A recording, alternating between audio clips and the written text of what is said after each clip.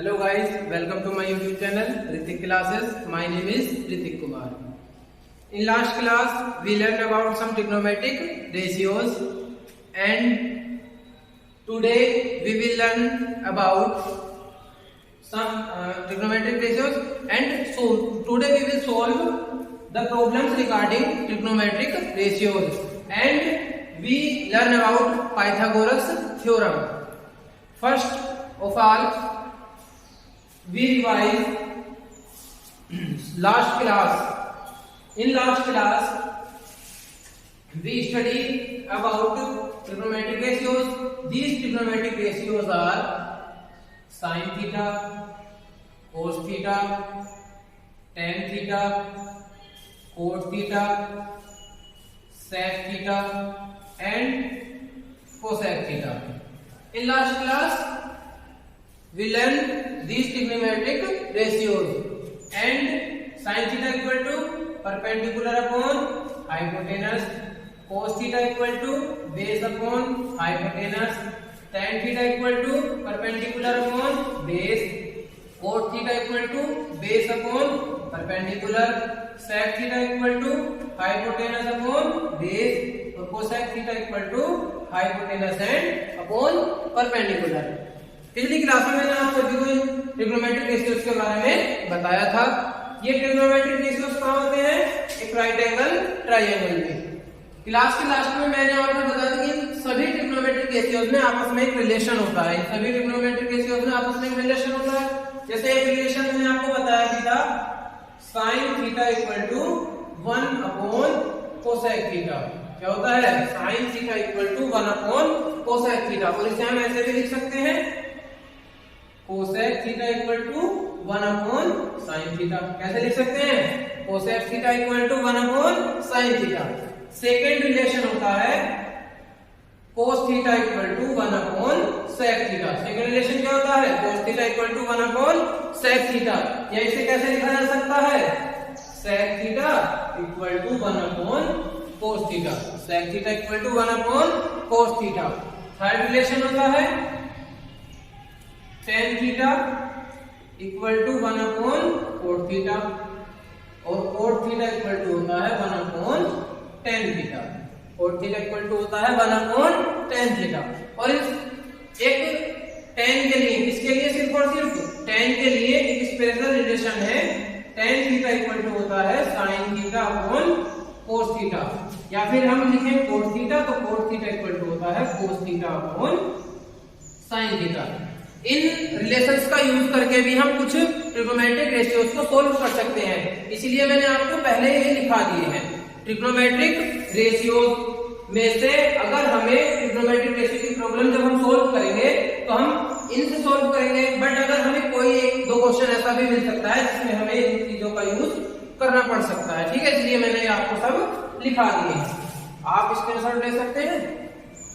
आगे बढ़ते हैं ट्रिग्नोमेट्रिक रेशियोज से रिगार्डिंग प्रॉब्लम्स की तरफ। ठीक है, ट्रिग्नोमेट्रिक रेशियोज से रिगार्डिंग प्रॉब्लम्स की तरफ। उससे पहले हम पढ़ेंगे क्या? Pythagoras theorem. उन प्रॉब्लम्स से पहले हम पढ़ेंगे Pythagoras theorem.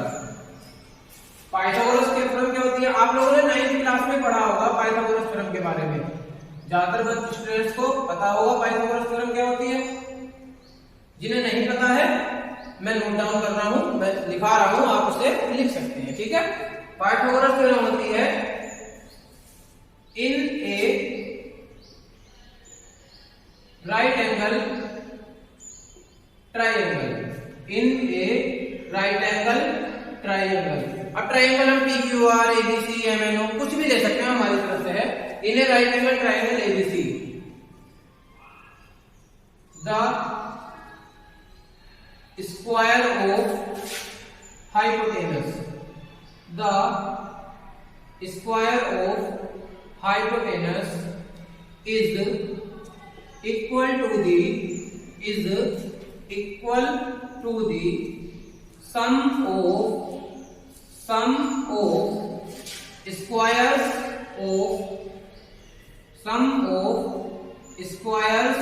of perpendicular and base।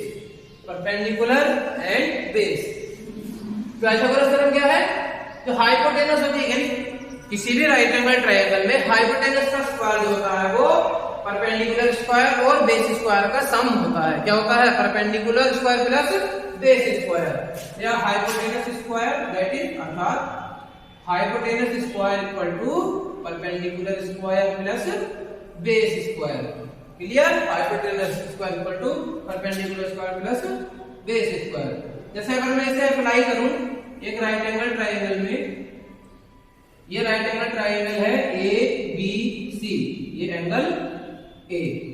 मैंने बताया था front side of angle A equal to perpendicular front side of given angle adjacent side, यानी इसके पास वाली side adjacent side of angle A is base and the bigger side of right angle triangle is called hypotenuse. सबसे बड़ी side क्या कहलाती है? Hypotenuse कहलाती है। अप्लाई करते हैं इसे, hypotenuse AC square equal to BC square plus AB square. Clear? इसे हम दूसरी फॉर्म में भी लिख सकते हैं H equal to under root P square plus B square. ठीक है, नोट डाउन कर लीजिए Pythagoras theorem. In a right angle triangle the square of hypotenuse is equal to the sum of the square of perpendicular and base। Clear? Note down कर लीजिए। ठीक है, अब हम चलते हैं ट्रिग्नोमेट्रिक रेशियो से रिगार्डिंग कुछ प्रॉब्लम्स की तरफ। ट्रिग्नोमेट्रिक रेशियो से रिलेटेड कुछ प्रॉब्लम्स की तरफ, उन प्रॉब्लम्स को हम अब सोल्व करेंगे। ये सारी प्रॉब्लम्स मैंने एनसीईआरटी की बुक से ली है। कहां से ली है? एनसीईआरटी की बुक से। अगर आपके पास एनसीईआरटी बुक है तो आप इन प्रॉब्लम्स को सोल्व करें, और सोल्व करने के बाद जो प्रॉब्लम्स आपसे सोल्व ना हो, मैं लास्ट में अपना नंबर व्हाट्सएप नंबर दूंगा, आप एक पेपर पे लिखें। उस पेपर पे लिखने के बाद उसका फोटो मुझे सेंड कर दें।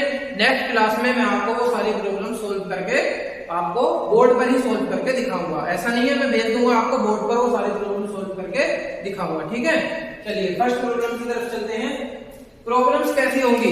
प्रॉब्लम्स में हमें इसमें दिया होगा एक ट्रिग्नोमेट्रिक रेशियो, कोई भी एक ट्रिग्नोमेट्रिक रेशियो गिवन होगा, और बाकी 5 ट्रिग्नोमेट्रिक रेशियोज में से किसी भी, चाहे वो सारे 5 पूछ ले, चाहे 2, 3, 4, कितने भी ट्रिग्नोमेट्रिक रेशियोज हमसे वो पूछ सकता है। ठीक है, पहली प्रॉब्लम है गिवन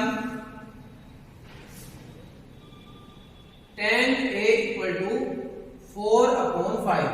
हमें गिवन है tan A इक्वल टू 4/5। क्या गिवन है? tan A equal to 4/5। हमें क्या करना है? Find all other trigonometric ratios. हमें बाकी सारे ट्रिग्नोमेट्रिक रेशियोज क्या करने हैं? फाइंड करते हैं। हमें एक ट्रिग्नोमेट्रिक रेशियो दिया है tan A इक्वल टू 4/5, बाकी सारे ट्रिग्नोमेट्रिक रेशियोज हमें फाइंड करने हैं। ठीक है, सॉल्यूशन कैसे करते हैं?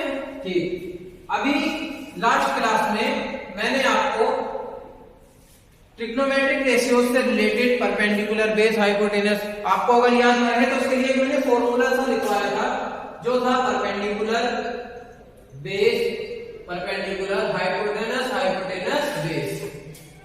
First is sin theta, second cos theta, third tan theta, opposite cot theta, sec theta and cosec theta.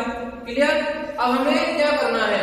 जब भी हमें कोई भी ट्रिग्नोमेट्रिक रेशियो दिया होगा, जब भी हमें कोई ट्रिग्नोमेट्रिक रेशियो दिया होगा, तो इसमें कम से कम कितनी चीजें दी होंगी? 2। परपेंडिकुलर बेस हो सकता है, परपेंडिकुलर हाइपोटेनस हो सकता है, या हाइपोटेनस बेस हो सकता है। अब किसी भी ट्रिग्नोमेट्रिक रेशियो को फाइंड करने के लिए हमें कितनी चीजों की जरूरत है? 2 चीजों की। अब उसमें कोई सी भी 2 चीजें हमें दी है, और अगर तीसरी चीज हमें निकालनी है उससे किससे फाइंड कर जाएगी? पाइथागोरस थ्योरम से। 2 चीजें हमें दी हैं, तीसरी हमें फाइंड करनी है, किससे करी जाएगी? पाइथागोरस थ्योरम से। तो ऐसे क्वेश्चन को करते समय आपको क्या ध्यान रखना? सबसे पहले आपको तीनों ही, यानी तीनों परपेंडिकुलर बेस और हाइपोटेनस रख लेने हैं, फाइंड करके, और बाद में जो भी पूछा है उसका आंसर दे देना है। ठीक है, चलिए सॉल्यूशन स्टार्ट करते हैं। हमें गिवन है tan A इक्वल टू 4/5। अब आपको याद होना चाहिए tan A क्या होता है? tan A क्या होता है? tan होता है perpendicular perpendicular upon base. tan क्या होता है? Perpendicular upon base. इन दोनों की अगर आपस में कंपेयर करें तो परपेंडिकुलर कितना हो गया 4 और बेस कितना हो गया 5। परपेंडिकुलर 4, बेस कितना 5। हाइपोटेनस हमें क्या करना पड़ेगा? फाइंड, बिकॉज हमें सारे ट्रिग्नोमेट्रिक रेशियो बताने हैं। सारे ट्रिग्नोमेट्रिक रेशियोज में हमें क्या फाइंड करना है? हाइपोटेनस जरूर। क्यों? परपेंडिकुलर और बेस से हम 2 ट्रिग्नोमेट्रिक रेशियो बता सकते हैं, बाकी 4 के लिए हमें क्या चाहिए? हाइपोटेनस। हाइपोटेनस कैसे फाइंड करेंगे? Pythagoras theorem. और पाइथागोरस थ्योरम हमेशा कहां अप्लाई होती है? In a right angle triangle. Right angle triangle, angle B कितना है? 90 डिग्री, और एंगल ए को ही हमने एंगल ए लिख लिया है। ठीक है, आपको पता है front side of angle A equal to perpendicular 4, adjacent side of angle A base 5 according to Pythagoras theorem. According to Pythagoras theorem. Pythagoras theorem क्या है? Hypotenuse square equal to perpendicular square plus base square. Hypotenuse square equal to perpendicular square plus base square. Hypotenuse कितना है हमें निकालना है, हमने उसे x लिख लिया। Perpendicular 4 square, base 5 square. 4 4 जा 16, 5 5 जा 25, कितना आ गया?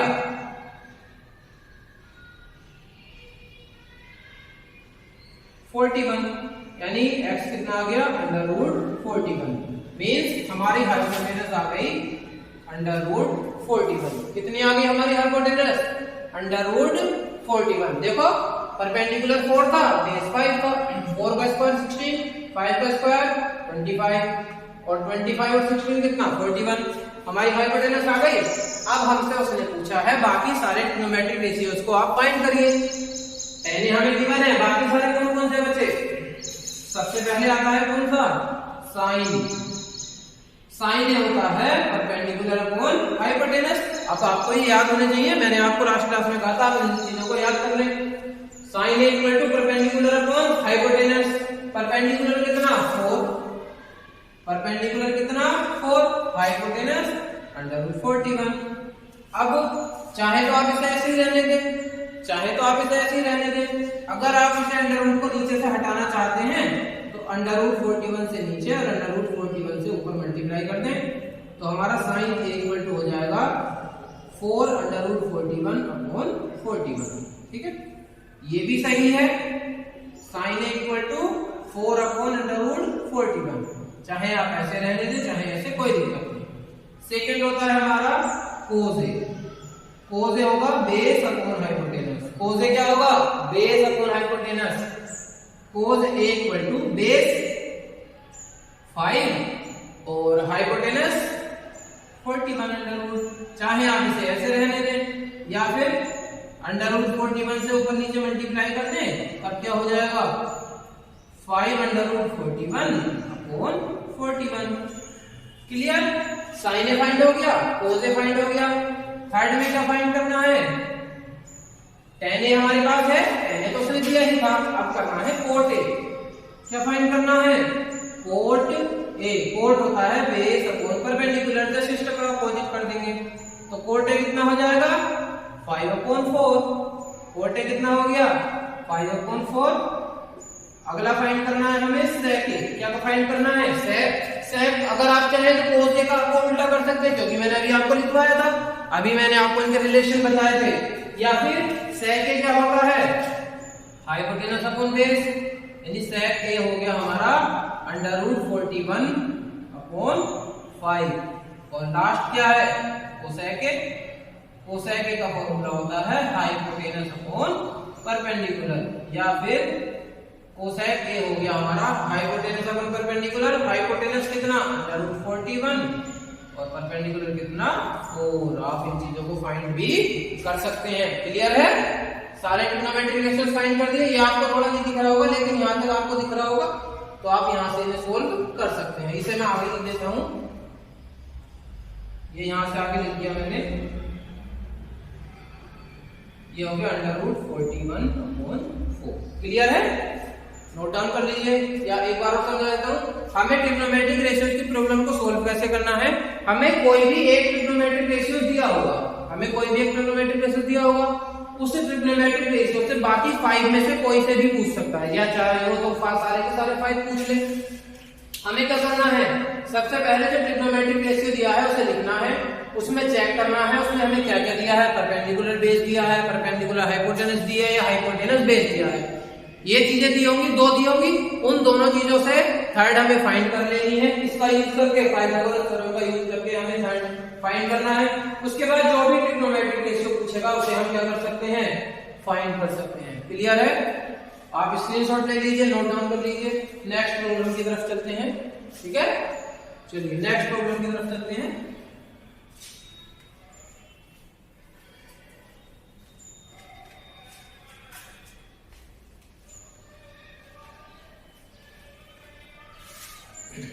सेकेंड प्रॉब्लम है, गिवन है sin a equal to 3/4। Second problem में गिवन है sin a इक्वल टू 3/4 और हमसे कराया है फाइंड cos a और tan a। हमसे क्या फाइंड कराया है, cos a और tan a। हमें साइन ए दिया हुआ है, साइन इक्वल टू 3/4 गिवन है, और cos a और tan a हमसे क्या कराया है, उसने फाइंड कराया है। Sine equal to 3/4 given, cos a और tan a हमें क्या करना है, फाइंड करना है। ठीक है, कैसे स्टार्ट करेंगे सॉल्यूशन, गिवन से स्टार्ट करेंगे।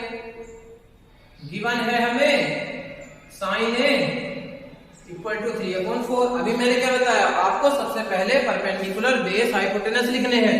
अब साइन ए दिया, साइन ए क्या होता है, परपेंडिकुलर अपॉन हाइपोटेनस, साइन ए होता है परपेंडिकुलर अपॉन हाइपोटेनस। कंपेयर करा, कंपेयर करके परपेंडिकुलर कितना आ गया 3 और हाइपोटेनस कितनी आई 4। कंपेयर करके परपेंडिकुलर 3, हाइपोटेनस कितनी आई 4। अब हमें क्या करना है, बेस फाइंड करना है। बेस किससे फाइंड करना है, पाइथागोरस थ्योरम से। किससे फाइंड करना है, पाइथागोरस थ्योरम से। ए बी सी, ये angle A, perpendicular 3 front side of angle A, hypotenuse 4 front side of right angle और 90 डिग्री एंगल, या फिर the bigger side of a right angle triangle is called hypotenuse. Next base हमें find करना है, adjacent side of angle A base x according to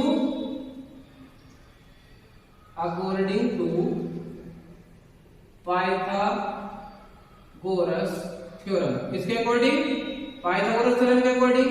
hypotenuse square equal to perpendicular square plus base square. Hypotenuse कितनी 4 का square, perpendicular हमारा 3 square, और base हमें क्या करना है, फाइंड करना है। बेस हमें क्या करना है, फाइंड करना है। 4 4 जा 16, 3 3 जा 9। आपको ट्रिग्नोमेट्रिक रेशियोज के क्वेश्चन सोल्व करने के लिए 1 से लेकर 20 तक स्क्वायर याद होने चाहिए। कहां तक याद होने चाहिए, 1 से लेकर 20 तक स्क्वायर याद होने चाहिए, और स्क्वायर के साथ साथ उनके स्क्वायर रूट भी याद होने चाहिए। ठीक है, 9 इधर आया, 16 minus 9, x square equal to आ गया 7, यानी x इक्वल टू आ गया √7। तो हमारी बेस कितना हो गया, √7। बेस मिल गया, परपेंडिकुलर हाइपोटेनस बेस तीनों मिल गई। अब तो हमसे चाहे वो सारे ट्रिग्नोमेट्रिक रेशियो पूछ ले, हम क्या कर सकते हैं, सबको फाइंड कर सकते हैं। अब हमसे उसने सिर्फ 2 पूछे हैं, cos a और tan a पूछा है। क्या क्या पूछा है, cos a और tan a। cos a क्या होता है, बेस अपॉन हाइपोटेनस। cos क्या होता है, बेस अपॉन हाइपोटेनस, पिछली क्लास में पढ़ाया था। बेस क्या होता है, बेस कितना दे रखा है यहाँ पे √7, और हाइपोटेनस कितना दे रखा है 4। तो cos से कितना हो गया √7/4। सेकेंड हमें क्या फाइंड करना है, tan a। tan क्या होता है, परपेंडिकुलर अपॉन बेस। tan क्या होता है, परपेंडिकुलर अपॉन बेस।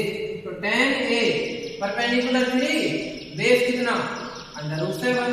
सही ये भी है, सही, बट अंडर रूट वाली वैल्यू को डिनोमिनेटर में नहीं लिखते। अंडर रूट वाली वैल्यू को डिनोमिनेटर में नहीं लिखते हैं। उसके लिए क्या करना पड़ेगा, √7 से ऊपर नीचे क्या कर दे, मल्टीप्लाई। √7 से ऊपर नीचे मल्टीप्लाई करी, ये हो गया 3√7 और अपॉन 7। ठीक है, फाइंड हो गए। साइन में गिवन था 3/4। सबसे पहले हमने क्या करा, परपेंडिकुलर अपॉन हाइपोटेनस था, यानी परपेंडिकुलर दिया, हाइपोटेनस दिया। हमें कोस ए और tan ए को निकालने के लिए बेस की जरूरत होगी। किसकी जरूरत होगी? बेस की। फर्स्टली हमने पाइथागोरस थ्योरम का यूज करा और बेस हमने फाइंड कर लिया। बेस फाइंड करने के बाद कोस ए भी फाइंड हो गया और tan ए भी फाइंड हो गया। अब tan ए हमने परपेंडिकुलर अपॉन बेस से फाइंड करा है। किससे फाइंड करा है? परपेंडिकुलर अपॉन बेस से। बट अभी मैंने आपको रिलेशंस लिखवाए थे इन ट्रिग्नोमेट्रिक रेशियो में, तो उनमें एक रिलेशन ये भी लिखवाया था कि tan थीटा इक्वल टू होता है sin theta upon cos theta. sin theta upon cos theta, tan theta equal to sin theta हमें गिवन 3/4, cos थीटा हमने फाइंड करा √7/4, 4 से 4 कैंसिल, tan थीटा कितना आ गया? 3/√7। और वैल्यू अंडर रूट वाली नीचे होती नहीं है, तो √7 से ऊपर नीचे क्या करा? मल्टीप्लाई, tan थीटा आ गया हमारा 3√7/। तो आप इस तरह से भी फाइंड कर सकते हैं। क्लियर है?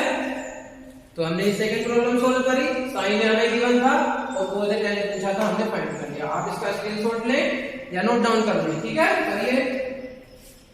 अब हम चलते हैं थर्ड प्रॉब्लम की तरफ। कौन सी प्रॉब्लम? थर्ड प्रॉब्लम सोल्व करेंगे आज की।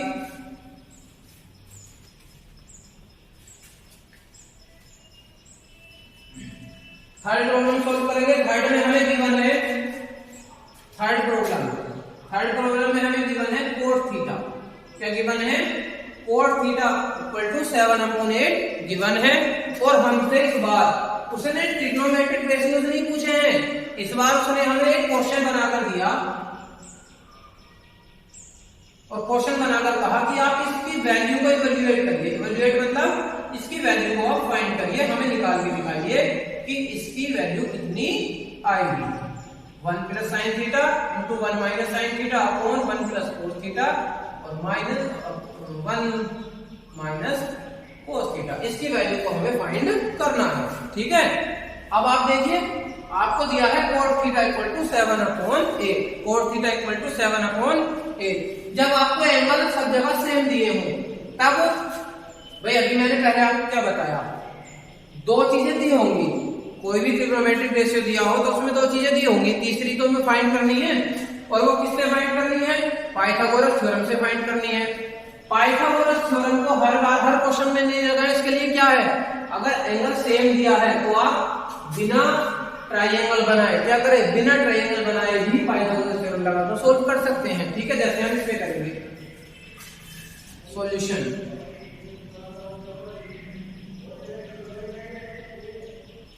हमें गिवन है cos थीटा इक्वल टू 7/8। क्या गिवन है? cos theta equal to 7/8। और आप सब जानते हैं cos थीटा होता है क्या? Base upon perpendicular. तो बेस हो गया 7 और परपेंडिकुलर हो गया 8। बेस हो गया 7, परपेंडिकुलर 8। हाइपोटेनस चाहिए, क्यों? sin थीटा होता है perpendicular upon hypotenuse, cos theta होता है बेस अपॉन हाइपोटेनस। तो हाइपोटेनस तो निकालनी पड़ेगी, इसलिए क्या करेंगे? Direct according to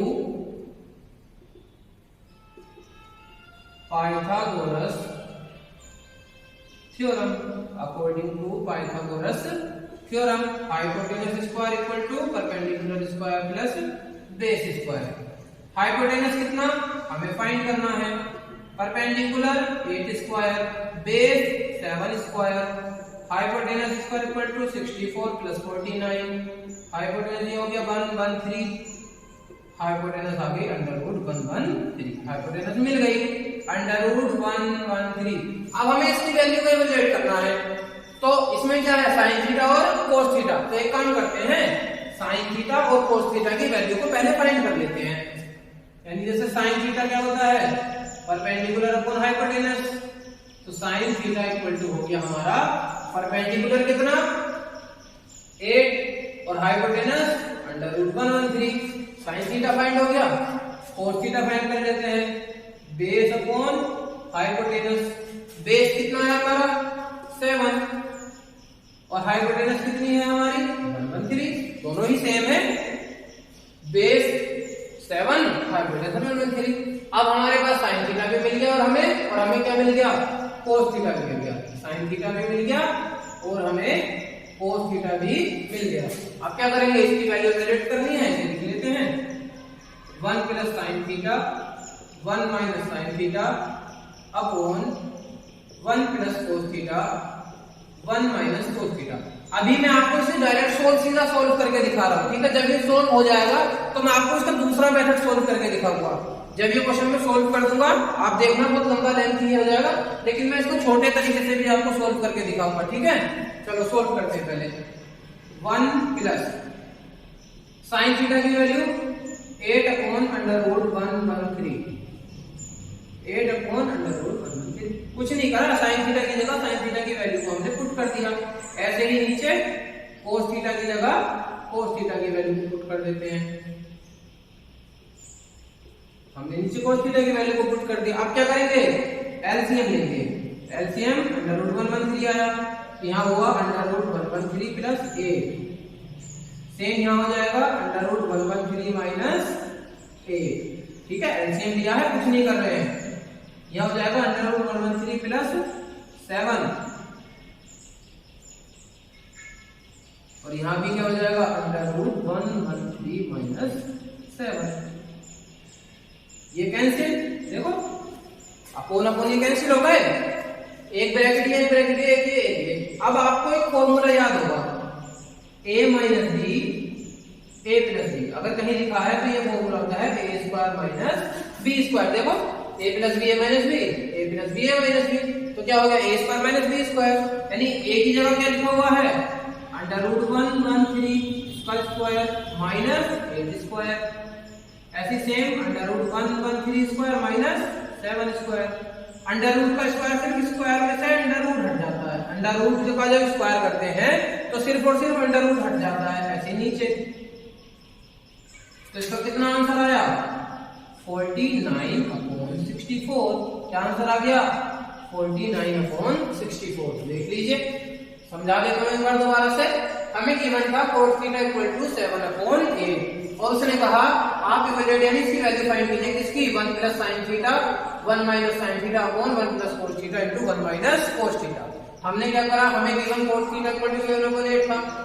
cos theta होता है हमारा बेस अपॉन परपेंडिकुलर। बेस कितना, 7, परपेंडिकुलर कितना है, 8। और हमने हाइपोटेनस किससे फाइंड करी, पाइथागोरस थ्योरम से। हमेशा आप राइट ट्रायंगल बनाने की जरूरत नहीं है, आप डायरेक्ट भी सोल्व करके निकाल सकते हैं, ठीक है। हमने हाइपोटेनस निकाली। अब आप हमारे क्वेश्चन पर, हमने क्वेश्चन में देखा, उसने हमसे पूछा था 1 plus sine theta into 1 minus sine theta upon 1 plus cos theta into 1 minus cos theta की वैल्यू। तो हमें दिख रहा है साइन थीटा दो जगह cos थीटा। अब आप क्या करें, हम परपेंडिकुलर बेसिस में लगाने लगे तो बहुत ज्यादा और बड़ा हो जाएगा। हमने क्या करा, साइन थीटा cos थीटा की वैल्यू को अलग से फाइंड कर लिया। इन दोनों वैल्यू को अलग से फाइंड करके किसमें रख दिया, क्वेश्चन में। सेकंड लाइन में हमने एलसीएम लेके नीचे ला सोल्व करके आंसर ला दिया 49/64 आ गया। अब आपको इस तरह से क्वेश्चन करना कब है, आपको इस तरह से क्वेश्चन तब करना है जब आपको डिस्क्रिप्टिव में 5 मार्क्स में पूछे, डिस्क्रिप्टिव क्वेश्चन पूछे 4 से 5 मार्क्स में पूछे, तब आपको यही सिस्टम, यही रूल अपनाना पड़ेगा। क्यों, क्योंकि डेस्क्रिप्टिव तैयारी उसी तरीके से करना है जिस तरीके से क्वेश्चन सोल्व होता है। बट अगर यही क्वेश्चन आपको 1 नंबर के ऑब्जेक्टिव में आ जाता है, यही क्वेश्चन आपको 1 नंबर के ऑब्जेक्टिव में आ जाता है या सिर्फ 1 नंबर में आ जाता है, तब हम कैसे सोल्व करेंगे, तो उसे यहाँ पे देखते हैं। यही क्वेश्चन आता है हमें कहाँ, 1 नंबर के ऑब्जेक्टिव में, ठीक है। ऐसा नहीं है कि आपको 4 नंबर 5 मार्क्स का क्वेश्चन, 4 या 5 मार्क्स का क्वेश्चन 1 मार्क्स में क्यों दे दिया।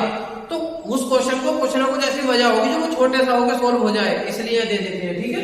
तो अब मैं आपको सिखाता हूं इसे कैसे करेंगे दूसरे मेथड से, ठीक है।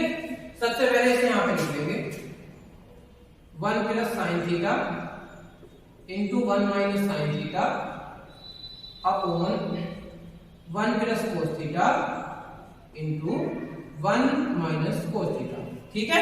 लिख लिया, ठीक है। क्या करते हैं, a plus b a minus b, जो फॉर्मूला अभी मैंने यहां पर यूज करा था वो यहीं पे भी तो यूज हो सकता है। ऐसे लिख सकते हैं a square minus b square. भाई 1 का स्क्वायर करो, क्यूब करो, 4 पावर 5 पावर कितनी ही पावर कर लो 1 तो 1 रहेगा। ऐसे ही नीचे 1 माइनस कोस स्क्वायर थीटा। अब आज की क्लास में आपको मैंने ट्रिग्नोमेट्रिक रेशियोज पाइथागोरस थ्योरम पढ़ाई है। नेक्स्ट क्लास में जो है मैं आपको ट्रिग्नोमेट्रिक आइडेंटिटीज पढ़ाऊंगा। क्या पढ़ाऊंगा? Trigonometric identities. हिंदी में उन्हें कहते हैं सर्व समीकरण। क्या कहते हैं? त्रिकोणमितीय सर्व समीकरण। तो ट्रिग्नोमेट्रिक आइडेंटिटीज में एक आइडेंटिटी होती है sin square theta plus cos square theta equal to 1। क्या आइडेंटिटी होती है? sin square theta plus cos square theta equal to 1। अगर यहां से निकाला जाए sin स्क्वायर थीटा तो वो होता है 1 माइनस cos स्क्वायर थीटा। क्यों? cos स्क्वायर थीटा राइट में जाएगा। यहीं से अगर cos स्क्वायर थीटा फाइंड करें तो वो होता है 1 माइनस sin स्क्वायर थीटा। ठीक है, इसे यहां पे यूज कर लेते हैं। 1 माइनस sin स्क्वायर थीटा क्या लिख सकते हैं? cos स्क्वायर थीटा लिख सकते हैं। ठीक है, लिख दिया। 1 माइनस cos स्क्वायर थीटा क्या लिख सकते हैं? sin स्क्वायर थीटा लिख दिया। समझ में आया? कुछ नहीं करा, पहले सोल्व करा a square minus b square से, अब इन्हें सोल्व कर लिया। इसे लिख सकते हैं cos theta upon sin theta का होल स्क्वायर। क्या लिख सकते हैं? cos theta upon sin theta का होल स्क्वायर लिख सकते हैं। ठीक है, अब अभी मैंने जब क्लास स्टार्ट करी तो स्टार्टिंग क्लास में मैंने रिलेशन बताया था cos theta upon sin theta क्या होता है? cos theta. cos theta upon sin theta क्या होता है? cos थीटा का स्क्वायर। और अभी आपको cos थीटा की वैल्यू तो क्वेश्चन में दे रखी है 7 अपॉन 8। 7 अपॉन 8 स्क्वायर कितना हुआ? 49 अपॉन 8 या 64 आंसर। देखो ये मेथड करा तब भी यही आंसर है, ये मेथड करा तब भी यही, लेकिन छोटा हो गया नहीं हो गया? कभी कभी क्या होता है, हम क्वेश्चन को जब सोल्व करते हैं, जैसी ऐसी वैल्यू इवैल्यूएट कराई है तो ये चीजें सोल्व हो जाती हैं, छोटी हो जाती हैं, तो हम उन्हें छोटा करके भी सोल्व कर सकते हैं। ठीक है, अगर हम इसे पहले ही छोटा करके सोल्व कर लेते तो हमें ना बेस, ना परपेंडिकुलर, ना हाइपोटेनस, ना पाइथागोरस थ्योरम, किसी चीज की भी जरूरत नहीं पड़ती, डायरेक्ट हो जाता। ठीक है, आप स्क्रीनशॉट ले लीजिए, नोट डाउन कीजिए। आज हमने ट्रिग्नोमेट्रिक रेशियोज से रिलेटेड कुछ प्रॉब्लम्स को सॉल्व किया। आप इन्हें पढ़ना ध्यान से, एक बार मैंने वीडियो को दोबारा से देख लेना। ठीक है, जो भी चीज ना समझ में आए अगर तो आप मुझसे पूछ सकते हैं। मेरा व्हाट्सएप नंबर मैं अभी आपको दूंगा थोड़ी इसे रफ करने के बाद। जो भी ट्रिग्नोमेट्रिक रेशियो से रिलेटेड आपकी प्रॉब्लम्स हैं आप उन्हें लिखकर उस पर सेंड कर सकते हैं। नेक्स्ट क्लास में मैं आपको उन सबको सोल्व करके बताऊंगा। अभी फर्स्ट और सेकंड क्लास में बहुत ज्यादा गैप हो गया है, लेकिन आगे ये गैप मेंटेन करूंगा, ज्यादा से ज्यादा एक दिन का ही गैप दूंगा। वहां मैं आपको पर डे मैथ की क्लासेस दूंगा। ठीक है, तो आपके अगर इनसे रिलेटेड कोई क्वेश्चन हैं तो वो क्वेश्चन आप मुझसे पूछ सकते हैं, जिन्हें मैं आपको नेक्स्ट वीडियो में सोल्व करके यहाँ पे दिखाऊंगा। और नेक्स्ट क्लास में हम पढ़ेंगे ट्रिग्नोमेट्रिक आइडेंटिटीज और कुछ स्पेसिफिक एंगल्स के लिए ट्रिग्नोमेट्रिक रेशियोज की वैल्यू, उसकी टेबल भी बनाएंगे और मैं आपको टेबल बनाना भी सिखाऊंगा और वैल्यू याद करना भी सिखाऊंगा। ठीक है, अभी हम एंगल ए, थीटा, बी, सी इनके लिए निकाल रहे थे, कोई स्पेसिफिक एंगल नहीं फाइंड कर रहे थे। तो कुछ स्पेसिफिक एंगल्स के लिए ट्रिग्नोमेट्रिक रेशियो फाइंड करते हैं, उस टेबल को बनाते हैं। उसमें जैसे 0 डिग्री, 30 डिग्री, 45 डिग्री, 90 डिग्री की टेबल होती है। उस टेबल की वैल्यू आपको याद कैसे करनी है वो भी मैं सिखाऊंगा नेक्स्ट वीडियो में। मेरा व्हाट्सएप नंबर, आप इस नंबर पर अपनी प्रॉब्लम्स को लिखकर मुझे सेंड कर सकते हैं। नेक्स्ट वीडियो में मिलते हैं। Thank you. आपको वीडियो पसंद आई हो तो लाइक करें और मेरे चैनल को सब्सक्राइब करें। ठीक, थैंक यू।